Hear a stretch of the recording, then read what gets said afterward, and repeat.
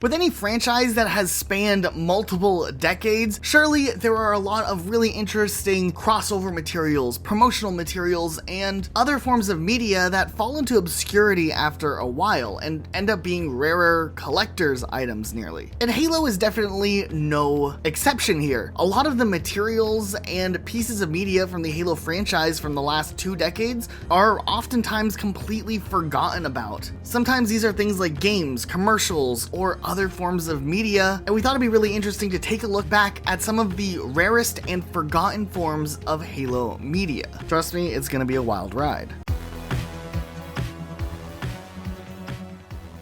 Okay, let's start with an official Halo game that only some of us may actually remember. Halo 4 King of the Hill, fueled by Mountain Dew. Yeah, that's the official name here. Yeah, so this released a couple of months before Halo 4's official release, and it was a location-based augmented reality app for iOS and Android devices. In a way, it kind of was a precursor to Pokemon Go, except Halo and Mountain Dew, and 7-Eleven had a big part of it too. Okay, there's a lot going on here. First of all, the app made it where you had to go and purchase Halo 4 branded Mountain Dew bottles or Dorito packs, those worked too, in order to obtain codes, which you could then scan into the app. This would then increase your standing at any particular 7-Eleven store, and each 7-Eleven store was considered the quote-unquote hill that you wanted to become the king of. Essentially, if you owned your 7-Eleven store and became the king of the hill, then you'd be eligible for certain in-game rewards in Halo 4. It's such a silly, ridiculous concept, like just battling it out by seeing who could drink the most Mountain Dew and eat the most Dorito chips. You could get in-game rewards for Halo 4. The rewards were pretty mundane. You get double XP towards your SR, your Spartan rank. There was this bulletproof emblem you could get. There was a 360 dashboard theme, which, I mean, that's cool. And you could get the Locust helmet if you're in the US, or the Ghost avatar prop if you were in Canada. We could even take a look deeper here. Apparently when it initially released on iOS, they misspelled the word fueled in the title, and at the end of the official trailer you see Halo 4, but it's actually some fan-made Halo font, not the official Halo 4 logo that is used in the same video. Honestly, the whole concept is weird. The idea of taking the hill from another player and just the way that it has this really shoddy first-person mode. This wasn't something that really lasted long, and it wasn't something I think that was ever done again, at least for Halo. But hey, at the least it's worth pointing out that it did technically come out before Pokemon Go, except Pokemon Go, you know, was done well, kinda. In 2017, Microsoft released Halo Recruit, a VR experience for Halo fans. I should really just put a question mark at the end of that. A Halo VR experience for Halo fans? So this was a project that was made by VR developer Endeavor One in partnership with 343 Industries, and it was shown off at a Microsoft media event featuring Alex Kipman and Bonnie Ross. And the game is about 5 total minutes in length. You get a light introduction to the world of Halo, and essentially you get to do some shooting things and some target simulations, and that's about it. Really, there wasn't too much to this. This was available for fans to try out at certain Microsoft stores, and it became a free download on the Windows Store. It does require use of a specific Windows MR headset in order to play it, but yeah, this clearly was the exact thing that Halo and VR fans had been asking for from Microsoft, and they fulfilled it. And to an official extent, we've never seen any Halo VR crossover media since this thing had come out. But I mean, look how fierce this Elite looks. Ooh, scary. We know that Halo and Mega Bloks have been partnered up for quite a long time, and over the years Mega Bloks has released a lot of really interesting toy sets alongside random Halo releases we've seen over the years. However, just like with many collectibles, some sets are harder to find and become valuable over time, and to this day some Mega Bloks sets are actually pretty rare and are kind of expensive for the people who did get their hands on them and tried to resell them online. For instance, the Halo Mammoth, the Infinity Ship, and the Scarab are pretty rare sets of Mega Bloks sets, and you can kind of see the prices that they're going for on websites like eBay. And a lot of Halo historians probably remember the Cortana Letters. If you don't know, essentially it was these promotional letters that were emailed out to fans of the Marathon series series, and it was these cryptic but kind of eerie and creepy writings from Cortana way before Halo Combat Evolved really even took shape. It's pretty antagonistic and she's kind of condescending, and these ended up not being canon in the Halo universe, though references and dialogue would be inspired from the Halo letters that would make their way officially into the Halo game series, specifically with Halo 3. And while there are archives of the Cortana letters out there, the original emails themselves that were sent out to people on the mailing list are nowadays really difficult and hard to find. And if anyone actually was a person who had been following Marathon all the way back in the day and got these emails and for whatever reason still has their inbox archived all of these years later, then that's a pretty cool piece of media that's pretty much almost lost other than the archives that are out there. Okay, let's look at Halo 3 ODST for a second. Not only is it one of our favorite Halo games, I mean, we just took back our any percent co-op speedrun world record, but also we just love the atmosphere that Halo 3 ODST had. And you would think with a Halo release, surely Microsoft would capitalize on it and do some sort of cool bundle. Well, they did do a bundle, and this is what it looked like. It was an Xbox 360 bundle that came with a black Xbox 360 Elite, a regular black controller, ODST, and Halo 3, and then of course the Halo Reach multiplayer beta that everyone got. It's worth noting during this time, they did a special Halo 3 ODST controller for people who pre-order the special editions of ODST, though this bundle does not include the special cool looking controller. However, there was an ultra rare Halo 3 ODST themed Xbox that had a very limited release with only 30 of these made and not a lot of information itself as to how these were distributed. One surfaced up online a couple of years ago on eBay, and since then fans have recreated their own custom cases on various websites. But yeah, the ODST Xbox 360 is incredibly rare. It does make us also question though a couple of other things, just the fact that they did this other bundle that's not related to the console design that looks really cool. First of all, by 2009, who is buying an Xbox 360 for the first time just to play Halo 3 ODST? I mean, I'm one of the biggest ODST fans, don't get me wrong, but chances are if you even knew what Halo was and were interested in Halo enough, you probably already had a 360 since Halo 3 had come out. So the whole thing is a little bit interesting to say the least. This would be though the last iteration of Microsoft selling the older Xbox 360s that were susceptible to Red Ring of Deaths before switching to the newer Slim model, which did have a special edition console version for Halo Reach, which I have right here.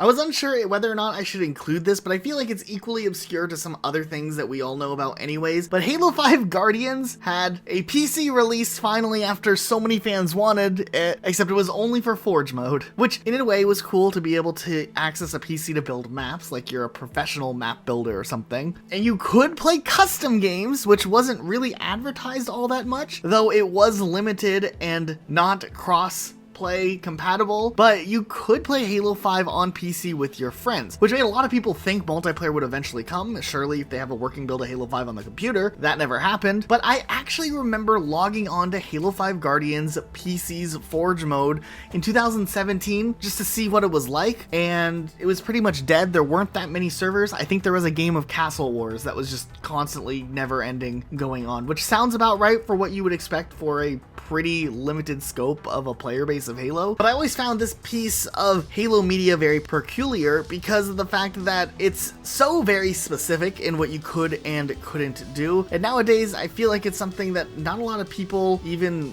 really used more than just very loosely and maybe tried it out a couple of times. I don't know. Maybe I'm missing it, but if you are a hardcore Halo 5 PC Forge mode player, please do let us know in the comments. I'd be curious just to know your story and why. Some of you may remember in the early 2010s or so, this trend started popping up where you could get different pre-order bonuses based on what store you purchased your game from. Halo 4 and Halo MCC kind of fiddled around with that a little bit. It wasn't really ever too popular for fans because you had to kind of pick and choose what pre-order bonus you wanted for your game, not based on how much money you're willing to spend, but all based specifically on what store you end up buying your game from. Now let's take that a step further, as Halo managed to do in just the last year, here and look at the Halo book, Halo Shadows of Reach, which had limited edition exclusive copies sold only through Walmart that would give you an extra short story called Sacrifice, which was not written by Troy Denning, the writer of Shadows of Reach, but instead staff at 343 Industries. And there was actually a little bit of outrage over the fact that Walmart was getting an exclusive lore story that was standalone but still connected to Halo Shadows of Reach. It was just interesting to see Twitter have a heart attack for a minute on something Halo related that wasn't the TV show or the video games. Eventually, 343 ended up choosing to release the short story Sacrifice in a full free download through a Cannon Fodder post a couple of days after the book came out. But I mean, this was a really odd deal that they had set up with Walmart for whatever reason. Back during the Halo 2 pre-release days, Bungie did what is called an alternate reality game, or ARG for short, known as I Love Bees. It was this huge cryptic website. We've done an entire video on it, but it had a really interesting audio narrative tied with it. And once users completed the whole puzzle quest that lasted multiple months, players were given real-world locations where they could go and pick up special I Love Bees discs, along with, in a couple instances, real-world locations where there would be special Halo 2 events. Now, in general, these discs are incredibly rare nowadays, but I actually managed to get my hands on an autographed copy by some of the voice actors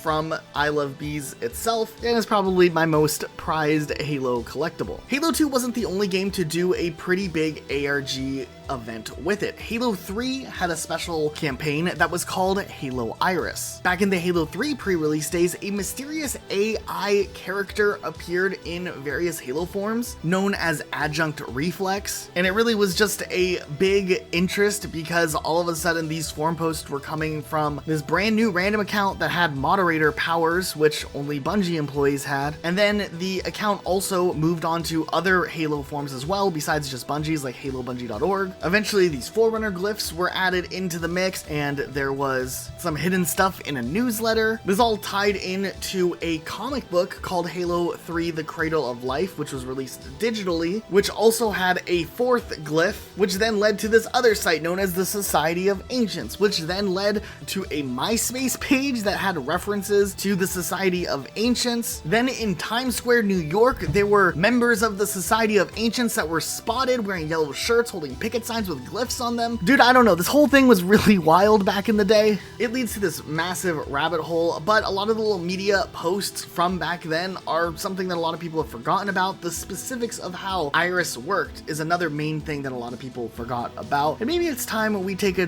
deeper dive in a video soon and look at the entire story of Iris, because it's a wild ride and it leads to some really crazy conspiracy theories. So maybe it's time we put on our tinfoil hats and look at that again in the future. So make sure you're subscribed if you're not already, and let us know in the comments if you want to see us do this video. Okay, before we go into the next one, if you're into gamer subs, we like them. They taste good and they give us energy, and they're no calories or sugar. Use code RocketSloth at checkout, get a discount, and support Rocket Sloth at the same time. That's all we're gonna say. Also, I really like their blue flavor. About a year ago, my wife saw my enthusiasm with Halo and the hopes of Halo Infinite being a good game at release, and she spent a few months trying to find some really rare Halo items for sale on eBay and buy them for me for Christmas. And she ended up finding these limited edition runs of Halo art that's official, that only had 1,000 total made. I have this Halo 3 one, which is really cool, and this bigger Halo 4 one, and they both have their certificates of authenticity with them. And she also found this old promotional material for Halo 2, which was this holographic pre-order bonus if you had pre-ordered Halo 2 back in 2004 from EB Games, and it's in perfect condition. So these are some really cool collectibles that I'm really happy to have in my collection. A lot of people probably remember the live-action Halo 3 ODST trailer, The Life, but there actually was some bigger live-action content created for Halo 3 ODST used in promotional material. There was the Halo 3 ODST pre-mission evaluations, which were these video series that contained footage of several actors playing the ODST characters, not their actual voice actors. But in these videos, we saw Edward Buck interviewing the various members of Alpha 9, including Dutch, Romeo, and Mickey. They were, interestingly enough, filmed with a 3D camera, so you could go in there with either VR to look around or use the little Google 3D thing and watch these interviews that are in in a soundproof looking room, and they are a little bit interesting. They have these neural interfaces set up so that they could monitor what the applicant's thoughts were when asked to think about certain subjects, which is kind of an interesting concept. And while they're maybe not the most exciting things in the world, it is really interesting that these videos exist, and it's good to watch if you're ever really wanting to know some of the backstory about some of the ODST characters. There also were these extra documents associated with it where you could read through the characters' files, which was kind of neat. And yeah, just ODST had a decent amount of pre-release content like this that was just kind of unlike anything we'd seen from other Halo games. Also, a lot of you guys may remember back to when Microsoft was showing off the HoloLens technology. They showed how it could be utilized in things like Minecraft, and they also wanted to show that it could work in other types of games as well, including Halo, which they did an E3 experience for Halo 5 Guardians, where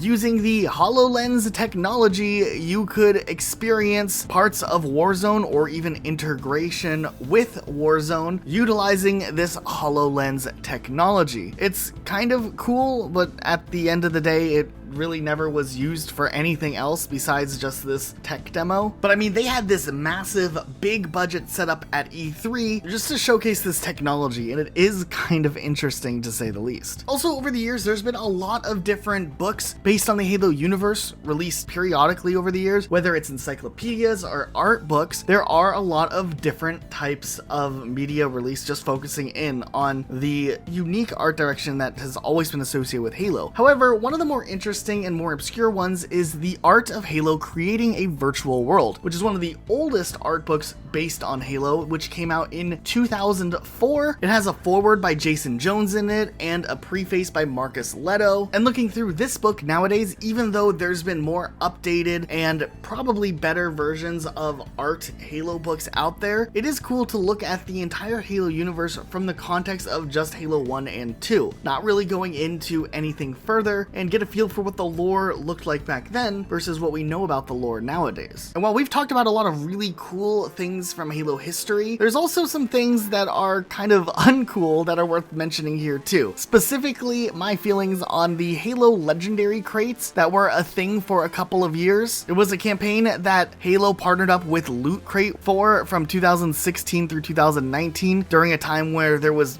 literally no mainline Halo content releasing on a regular basis, and subscribers of Loot Crate would receive exclusive Halo related items every 2 months. And for the most part, it wasn't too bad. I mean, you did have to pay a decent chunk of money to get these, and they'd come with some cool little posters and art and other little insights. The thing that I wasn't really a fan of was the fact that there would be some canon storytelling and dialogue included in some of these crates for major Halo events that have happened. And unless you are a subscriber to this pretty obscure loot series, you would miss out on some of those stories. Now, I'm okay with the interviews and the concept art and posters and whatnot. I mean, hey, they want to give you a pin and a patch, okay. But in one of the Loot Crate stories, they took the story from the end of Halo 3 ODST, where Virgil is being all chill with Sergeant Johnson. It was kind of this iconic moment from ODST, and they wrote a narrative for what happened afterwards, which included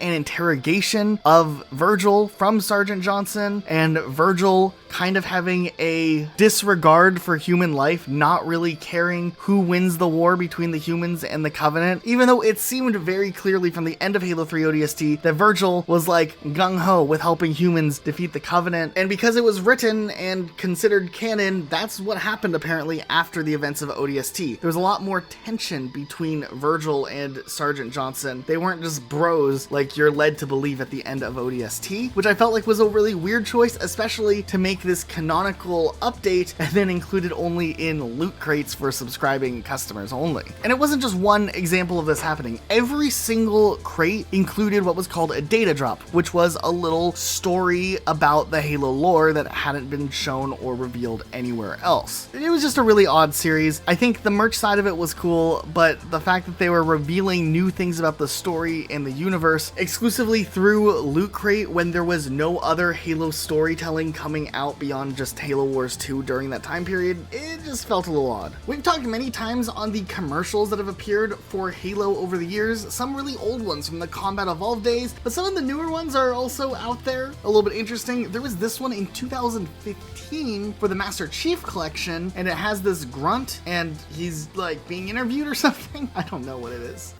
Hello there. You all set? You need some water? Drink, please. Great.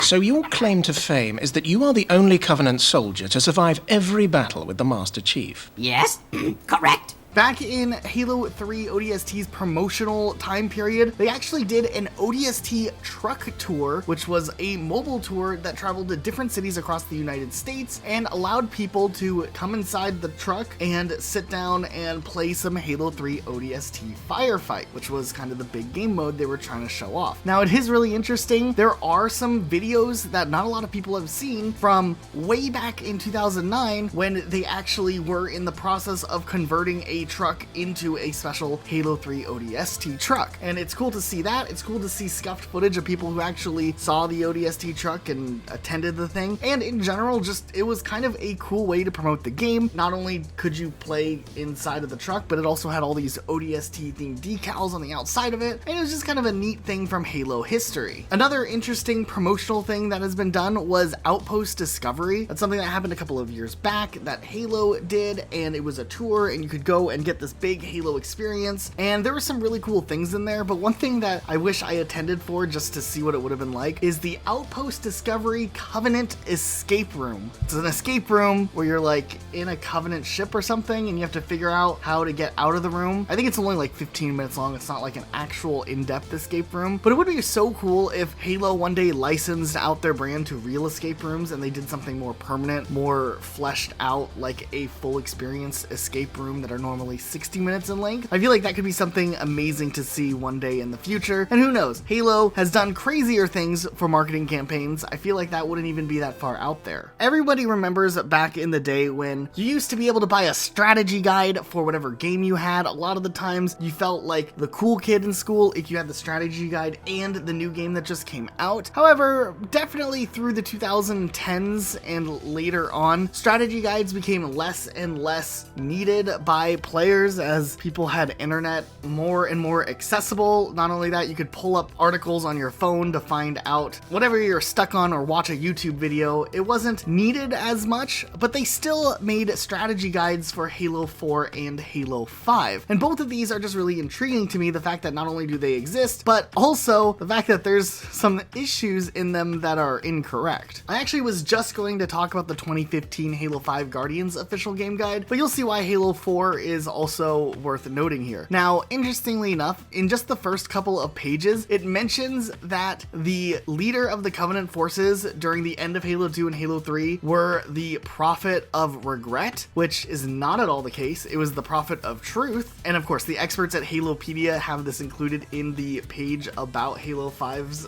official guide. But even more interestingly enough, they caught the fact that this is likely an error that carried over from Halo 4's official game guide, as the same error was made in Halo 4, and then they just reused that information in Halo 5. They actually pointed out a number of other errors in the Halo 5 guide, like Forward Unto Dawn being misspelled, the incorrect date when Halo 4's story starts. It says that theater mode was first introduced in Halo Reach when it was in Halo 3 and Halo 3 ODST before that, and there's a number of other little issues that popped up in this book. This next one might sound really silly, but it actually is something that does exist. There is an official Halo coloring book. It's an officially licensed adult coloring book featuring artwork from the Halo universe, and the book is considered canon. Now here's the thing, the idea of this sounds incredibly silly, but if you actually look at the book itself, it's really cool. I can see a number of people who love the art style of Halo just having a great time with this. So yeah, shame on me for maybe judging the literal concept of a coloring book before I saw it, but it turned out to be something that I think is pretty impressive. This next one I literally didn't know about until just today when I was doing research for this video. But everybody may remember all the way back in the Halo 2 days, there was a popular game type called zombies. This would later be turned into infection for Halo 3 onwards and the Flood in Halo 4. But back in the Halo 2 days, people just called it zombies, and it was based in the Slayer game mode, and the game completely relied on the honor system where if you died, you were supposed to manually switch teams and then become a zombie and equip the right sword for being a zombie. Now, originally, this Slayer game type, which was called zombies, was a fan-made variant. However, it ended up getting officially distributed in an official Xbox magazine demo disc, which technically makes this an incredibly rare piece of Halo 2 downloadable content that is associated with a real physical disc. Now, this is just a repackage of the fan-made game type, and it's still the Slayer variant. It's not its own dedicated infection mode, but it still is really awesome to think that this was such a popular game type. It ended up seeing some capacity of a release. And once again, it just makes me really happy that Halopedia has articles on all of these types of things because I would have never known about this. We talked a little bit about this one before, but Apartment 117 was a Halo animated series that was released in a single episode form on Halo Waypoint back in 2009, and it was so critically panned that it got discontinued or canceled immediately, and the rest of the episodes never would see the light of day. But essentially, it was just a story about an over-the-top Halo fan named Micah who lived in an apartment numbered 117 with some guy who was just like an average dude, and his name was Jeff, and he has to deal with this Halo-obsessed roommate, and there's just a lot of really quirky dialogue that's maybe not even all that funny, but when you look back at it in a slapstick way, it is kind of funny, the fact that this was what it was and that it got canceled for what it was at the same time. Every time I ask you to do something, you screw it up. Remember when you were supposed to pick up my car? You completely destroyed it. I didn't destroy it. I made it better. You turned it into one of those groundhog things. It's a warthog. I was trying to help you. What are you gonna do in the Covenant land? But yeah, no episodes ever surfaced again after October 10th, 2010 when the first episode came out, and it's just one of those forgotten series that not a lot of people remember even existed. Speaking of canceled things, or things that maybe should have been canceled much sooner than they did, the Halo channel! Actually, this one's not as obscure as the ones I'm going to talk about, but yeah, the Halo channel came out with MCC as a hub to watch footage and videos and terminals and things like that, and it wasn't very good, and eventually did get discontinued, but there was a lot of other apps and ventures for Halo that also didn't make it either. We all know about Halo Waypoint back in the 360 days, and it's not the same Waypoint that is a Halo website today, but there was an app called Halo Waypoint. It was 343's first project. It was a really cool place where you could look up lore and watch videos directly on your Xbox 360, and it was in a time where we didn't quite have the smartphones yet or laptops nearby, so it was a cool way to see extra Halo content. This also got discontinued, but then they would also make something called the Halo app, which was for Windows 10, and it came out alongside Halo 5 Guardians Forge mode for PC players, and it was supposed to be the central hub for all things Halo on PC. Though we all know how Halo on PC support went for many, many years after Halo 5 Guardians Forge mode came out, there was nothing. I don't really understand why 343 and Microsoft invested so much time on building an app and a platform for PC players well before they had plans on bringing MCC to PC, but nonetheless, it is discontinued and defunct now, and there hasn't been any updates for it ever since.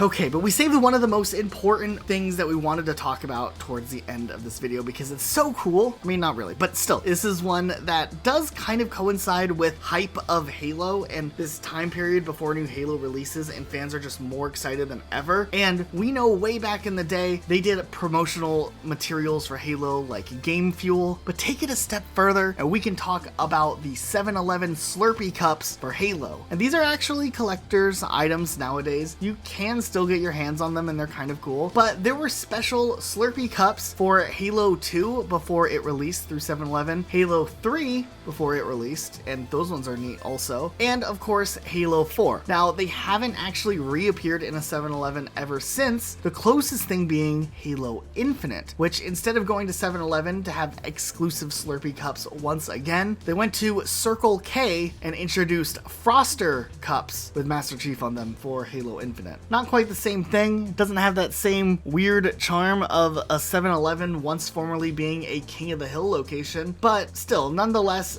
I always think it's interesting whenever we see video game characters, especially Halo, cross over into the real world in some sort of promotional material, and it's just interesting nonetheless that people have held on to these cups all of these years later. Who knows, maybe one day the flavors will come back. Maybe there's a 7-Eleven out there still pumping out whatever the Halo 3 Mountain Dew flavor is. I don't know if Slurpee flavors go bad after a while, or why they would have a stockpile of that many, but who knows, the dream lives on. But that's it for today. Thank you guys so much for watching. If you enjoyed this video, you want to see more content like this, you should probably subscribe because we make content like this pretty regularly. What is your favorite form of obscure Halo media? Did we miss one of your favorites? Let us know in the comments down below. But that's it for today. We'll see you all next time with a brand new video.